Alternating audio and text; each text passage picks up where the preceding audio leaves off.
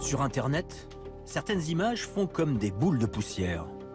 Beaucoup tentent de les faire disparaître sous le tapis du macadam, mais quand on cherche un peu, on finit toujours par buter dessus. Un vélo qui tourne tout seul sur sa pédale.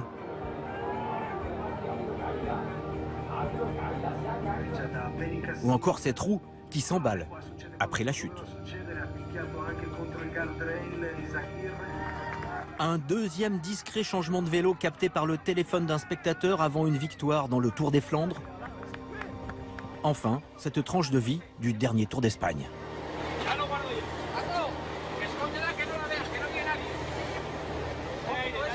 À toutes ces images, les intéressés ont donné des explications plausibles.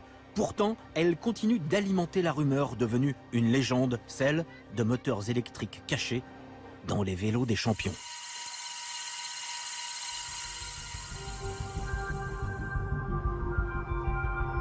Pour rencontrer le premier personnage important à avoir parlé publiquement de moteurs dans les vélos, il faut se poser en Italie, au bord de l'Adriatique, entre Bologne et Rimini. Davide Cassani est aujourd'hui manager de l'équipe d'Italie, après 8 Tours de France, 11 Giro et 3 victoires d'étape. Il a aussi été consultant vedette de la RAI. C'est un homme posé et prudent. Pourtant, dès mai 2010, il met les cale-pieds dans le plat. Pendant le Tour d'Italie 2010, lors d'une émission, on parlait des moteurs cachés dans les vélos. Et certains disaient que ce n'était pas possible d'en installer et de les faire fonctionner. Le lendemain, j'appelle un ami qui me dit « Si tu veux prouver l'existence du moteur, demain je t'amène un vélo et tu pourras dire si ce moteur existe ou non. » Quando si dice un corridore va come una motocicletta, le biciclette truccate esistono e noi oggi abbiamo una prova. L'ho provata, vi posso dire che se io corressi con questa bicicletta potrei vincere dalle tappe al Giro d'Italia nonostante io abbia 50 anni. E adesso vi facciamo vedere il meccanismo. Interrupteur à la cocotte de frein et moteur électrique invisible dans le pédalier. Davide Cassani n'en parle pas, mais à ce moment-là, tout le monde se rappelle une image troublante 2 mois plus tôt. Dans le Tour des Flandres 2010, Fabian Cancellara, au pied du mur de Grammont, a un changement de vitesse à la cocotte de frein qui intrigue. Sans se lever de la selle, il a accéléré. Là, c'est le compte de Cancellara qui oblige Tom Boonen à se mettre en danseuse. Suave et aérien, Cancellara s'envole sur des pentes à 20% et laisse désarticuler le Belge Tom Boonen, pourtant double vainqueur des Flandres. Une semaine plus tard, après plusieurs changements de vélo sans stress, le Suisse remet ça pour remporter Paris-Roubaix. Il change encore de vélo, hein. Il nous a dit « Ah, j'avais un petit problème mécanique, finalement, j'ai changé, j'ai repris. » Moi, j'y crois pas une seconde. Puis, son démarrage à 50 à l'heure fait passer les autres pour des cadets. Fabian Cancellara niera toujours avec force une quelconque aide mécanique. Mais ces 2 victoires coup sur coup sont à l'origine de la rumeur, de tous ces bruits de moteur dans le peloton.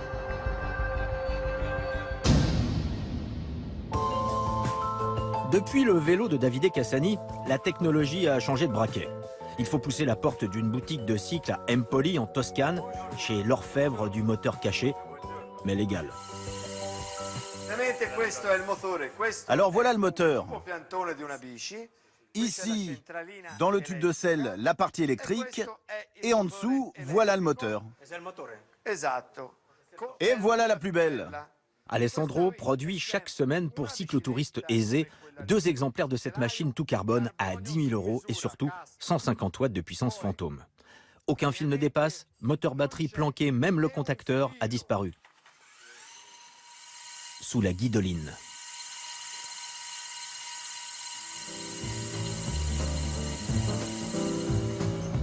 À quelques kilomètres de là, Vinci. Village célèbre pour avoir vu naître Leonardo et pour les cyclistes à cause de sa fameuse côte à 10%.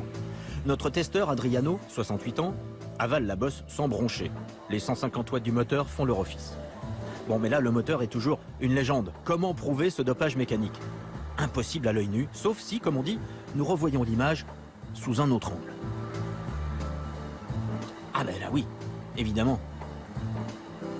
Dans le capteur d'une caméra thermique, le mystère devient lumineux. En action, la batterie et le moteur au-dessus du pédalier dégagent de la chaleur. En imagerie infrarouge, cette partie du cadre apparaît incandescente. Notre premier test fonctionne. Pour fêter ça, Alessandro nous montre même son truc pour épater les filles. Et hop, sans les pieds, le vélo pédale tout seul. Bon, faut vous dire, l'expression « le vélo pédale tout seul » n'est pas de nous.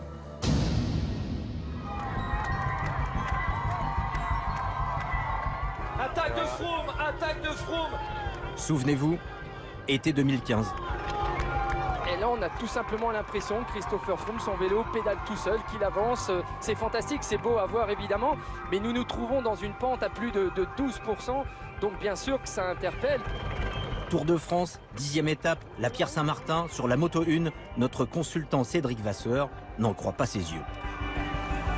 Il n'arrive toujours pas à comprendre comment Christopher Froome peut faire pour tourner à 110 tours minute dans un col comme celui-là. Pour justifier les exploits de son champion, l'équipe Sky fournira des données physiologiques de Chris Froome. Des chiffres que seul Sky maîtrise, mais cohérents. Ainsi s'éteindra l'incendie que ses jambes de feu avaient allumé. Pendant ce temps, dans la coulisse du Tour 2015, les performances de quelques-uns font grincer les pignons et les dents du peloton. Témoin, Jean-Pierre Verdy. Les managers sont venus me voir avant le départ, et même des coureurs. Quand je leur demandais s'ils avaient des informations sur des gens qui se dopaient, ils me disaient le problème qu'il y a actuellement, ce sont les moteurs. Il est aujourd'hui retraité, mais l'été dernier, Jean-Pierre Verdy était encore directeur des contrôles à l'AFLD, l'agence française antidopage. Et il lui est rarement arrivé dans sa carrière de collecter autant de témoignages sur une même rumeur.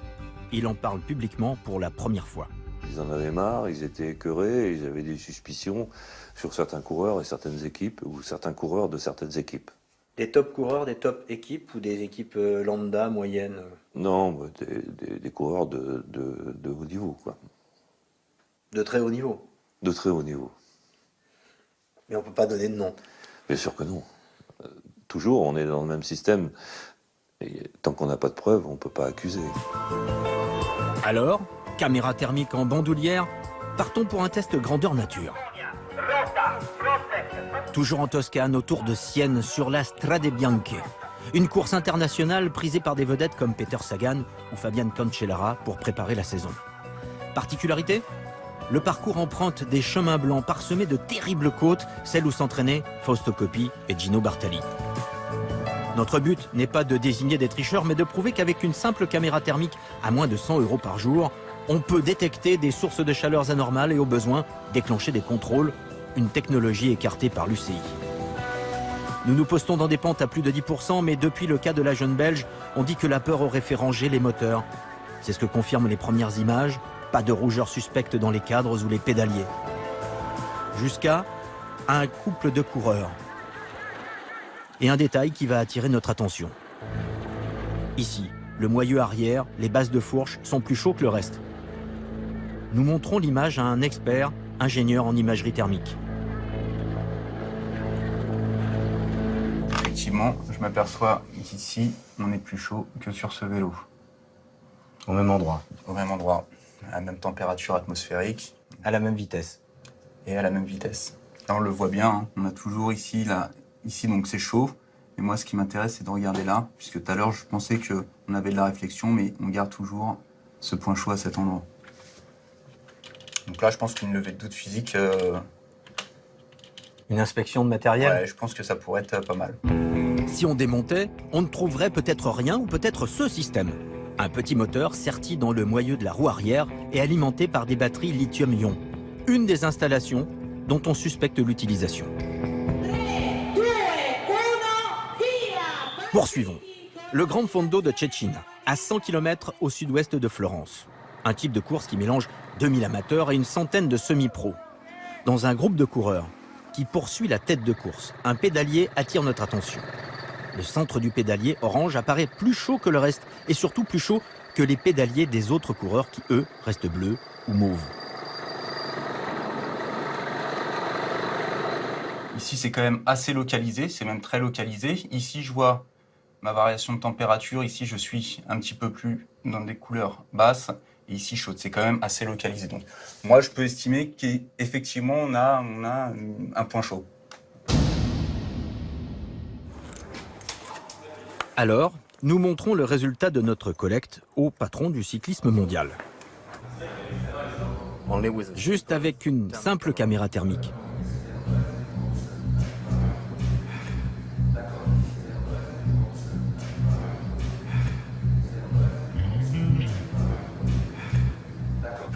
Peut-être qu'il y a une explication toute simple. C'est peut-être des frictions. Je ne sais pas.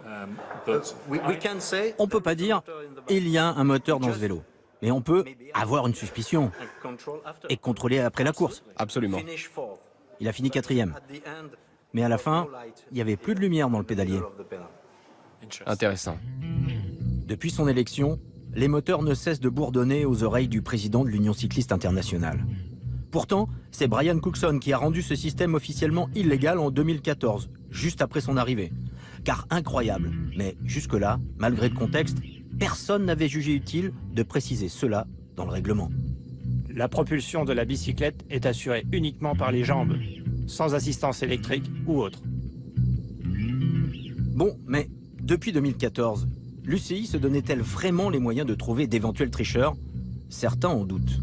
On avait alerté l'UCI et bon, on avait demandé des contrôles et les contrôles s'étaient cantonnés uniquement dans le contrôle du poids de chaque vélo. Donc ils n'ont jamais voulu vérifier la roue arrière et le pédalier. Ils se contentaient de peser les vélos. Sur le Tour d'Italie 2015, la suspicion était même étalée au grand jour par Super Mario Cipollini lui-même. Mi vedo che ogni volta che c'è un arrivo in salita, un arrivo importante, lui si ferma e cambia la bicicletta. Ce voltigeur de vélo au pied d'école, c'est Alberto Contador. Jusqu'à la 18e étape. En bas de la montée de Verbagna, on signale qu'il a échangé sa roue arrière avec son coéquipier Basso. Puis il se détache du peloton, termine 2e de l'étape, conforte son maillot rose et va remporter le Giro. Quand les commissaires annoncent un contrôle inopiné des vélos par scanner. Ce contrôle le voici filmé par notre confrère Marco Bonarigo. En attendant le contrôle, on remarque le mécanicien de Contador très attentif à la roue arrière et à son bracelet montre. Et oui, c'est dingue, on voit rarement quelqu'un autant tripoter sa montre et jamais regarder l'heure.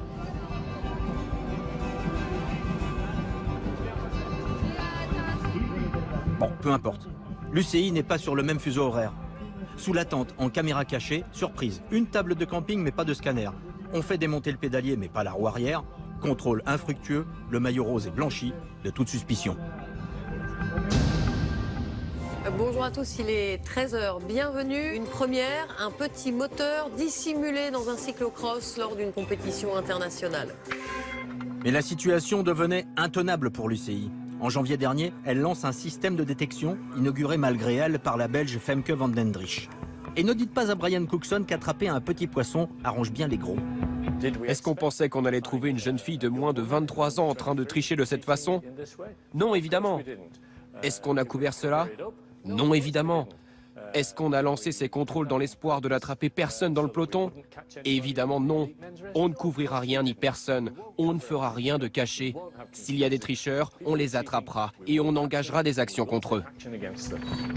Bon, résumons. Nous avons des images thermiques. L'UCI a un moteur mais refuse de nous le montrer. Elle affirme d'ailleurs l'avoir découvert par ce moyen dont voici les premières images au départ du dernier Paris-Roubaix. Une tablette, une application, un émetteur qui envoie des ondes pour détecter des aimants de moteur ou de roues magnétiques. À condition d'être très près. Un système donc qui fonctionne avant et après, mais sûrement pas pendant la course, contrairement à notre bonne vieille caméra thermique. Pour l'instant, l'UCI contrôle seulement une partie des vélos. Elle reste très discrète sur cette technologie car elle est encore en développement. Oui, ça va, Stefano?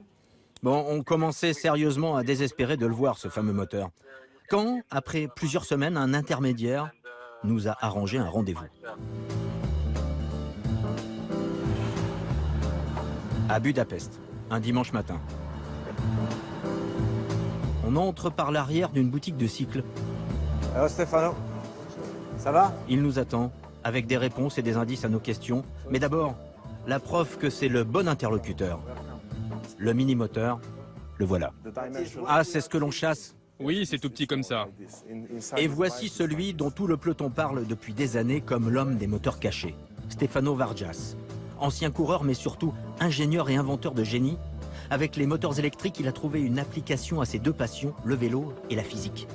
Au début, j'ai inventé ça pour aider. Parce que je vivais près de la frontière yougoslave et après la guerre, il y avait beaucoup de gens qui avaient perdu leurs jambes. J'avais donc beaucoup de clients qui n'avaient qu'une seule jambe.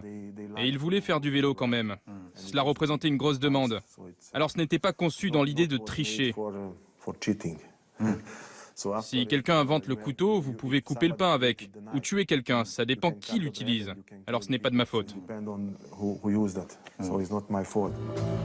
L'engin, 2 cm de diamètre, 5 cm de long, une batterie lithium polymère dérivée des technologies militaires, c'est léger, discret et surtout hyper puissant. Pour ce moteur, on a combien de puissance? 40, 50 watts? Non, 250. Tu peux arriver à 250. Installé dans le pédalier. C'est tellement puissant. Essaie d'arrêter. Qu'on n'arrive pas à l'arrêter. Comme le progrès d'ailleurs. On peut mettre dans le pédalier ou dans la roue arrière? Yes, but la roue arrière is faible. La roue arrière, ça donne seulement 30-40 watts. It's you take only like 30 watts, 30-40 watts. Oui, mais c'est assez pour certains. Avec 2 roues, tu peux approcher 60 à 80. Mais le moteur s'est déjà dépassé. Pour nous, Stefano lève le voile sur une autre folle rumeur. Qu'est-ce que c'est? Ça, c'est la roue, une simple roue. Normalement, cela ressemble à cela. Là, on ne voit rien.